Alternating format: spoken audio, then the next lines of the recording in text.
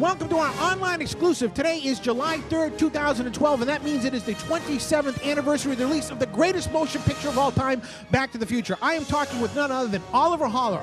Oliver Holler created his own version of the DeLorean time machine, and he and his wife Terry go all over the world spreading awareness for the Michael J. Fox Foundation. Welcome to the program, Oliver.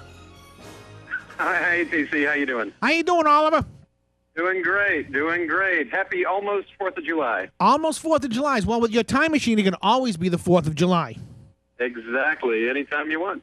Now, what inspired you to make a replica of Doc Brown's time machine to spread mirth and joy and bring awareness to the Fox Foundation worldwide? Well, back in, on this day, back in 1985, I went to the movie theater to see Back to the Future. And it was just unlike any movie I'd ever seen before. It was just fantastic. I mean, I don't have to tell you or your listeners this. It really made an impression. So as I sat there and I thought, boy, wouldn't that be just the most fantastic car ever to drive around in? And many years later, my wife and I put it to our minds that we would build one, and we did. Unbelievable. Now, how long have you actually had your DeLorean time machine? Well, we bought the car itself in 2001 after I had a kind of a health scare. I started really taking life a little more seriously and looking at things I wanted to accomplish. And building a time machine was near the top of the list. And so that's what we did. My wife helped me locate one, that was just right for our purposes. And she said, go for it. And we have been ever since. Now, you built this from scratch. That's right.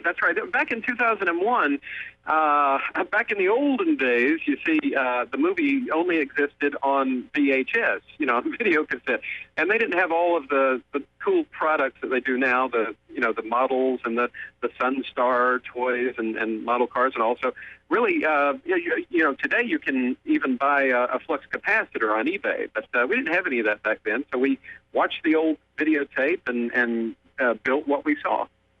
And how long did it actually take you to build a DeLorean replica? Well, I tell people that 11 years so far, and we haven't quite finished yet. We're kind of like Walt Disney. It'll never be finished. We're always doing something to improve it and to modify it to our own special needs. Now, you have been driving this car all over the country for years now, making awareness for the Michael J. Fox Foundation. Can you give our listeners some 411 on the Fox Foundation? Well, sure. Once we had built the car, we decided we better put it to some kind of good use and not let it just sit there. So we, right about the same time, the Michael J. Fox Foundation developed Team Fox, which allows people like you and me to hold fundraising events to raise funding and awareness. So we signed up as volunteers for that, and it's been wonderful. The people always seem to smile whenever they see the car, and if we can just encourage them to if they want to take pictures and take joy and delight from the car, it's also nice to give as well, not just take. So we've to date, we've collected over $100,000 and sent it to the Michael J. Fox Foundation. And that's just basically Terry, myself, and our little car. Fantastic. And, of course, you have met most of the stars and creators of Back to the Future. What's their take on your cause? Well, everybody associated with the movie that we've been fortunate to meet has been very encouraging and very complimentary. And many of them have become really good friends over the years because we see them so often. Bob Gale's just a really fantastic person, and he's a big supporter of the foundation and of what we do. And Andrew Probert, who designed the car, on paper originally, he's a fantastic friend and has actually participated in several fundraisers with us. Of course, we've met just about everybody else, Chris Lloyd and Michael, of course, and Robert Zemeckis, and the list goes on. And your car is almost as famous as the movie-used version because it's been in music videos and commercials down in South America. We actually do have the world's first flying DeLorean, flying time machine. We were lucky enough to get it hooked up with a company called Garbarino, who did a massive campaign involving Christopher Lloyd and the DeLorean time machine, and they flew us and the car down to Argentina for a month's worth of commercial shooting. You can see the the commercials on YouTube if you look up Garbarino, Back to the Future. Unbelievable. Now, if they want to follow you, can they still go to tothefuture.org? Yeah, that's our website. That kind of gives you a running tally of what we've raised and some of our donors. We call them time travelers.